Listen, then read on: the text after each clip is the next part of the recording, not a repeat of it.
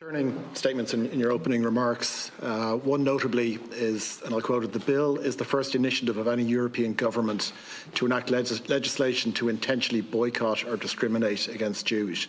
There's some other comments similar to that, in that similar vein. What solid evidence can you point to that demonstrates that the Irish government's intent is consciously anti-Semitic rather than an expression of solidarity with Palestinians in their time of oppression? Simply, Deputy, the provisions of the bill. If you look at the definition section of the bill, the definition section references Israeli settlements means a city, village or industrial zone located in the occupied Palestinian territory, including East Jerusalem, the postal code of which is prescribed by order made, etc.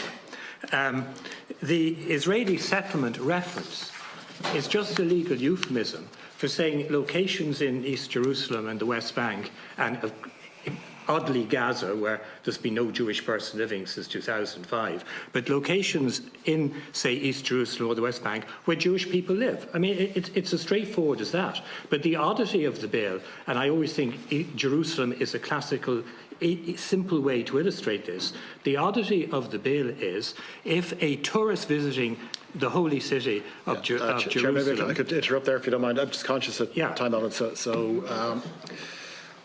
So you're saying the Irish government is anti-Semitic in this case? No, I'm saying, no, what I'm saying is Israeli settlement is synonymous with locations where Jewish people reside, and ergo this bill is prohibiting the purchase of goods from those locations, and that of itself is anti-Semitic. Why do you believe the Irish government is anti-Semitic?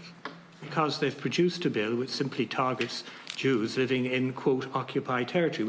We could argue whether it is lawfully or not lawfully occupied. No such legislation has been produced in relation to Northern Cyprus, where Turks live, in relation to Tibet, where China occupied. If you don't mind. So you're saying that because they produced the bill, they're anti-Semitic. Have you, in your opinion, have they any other motives to be anti-Semitic? I'm saying whether they're intentionally or inadvertently producing legislation that's anti-Semitic. It is the first boycott Jews bill published by any European government since 1945, and it replicates the type of legislation that it was initiated in 1930s Germany. Thank you. We'll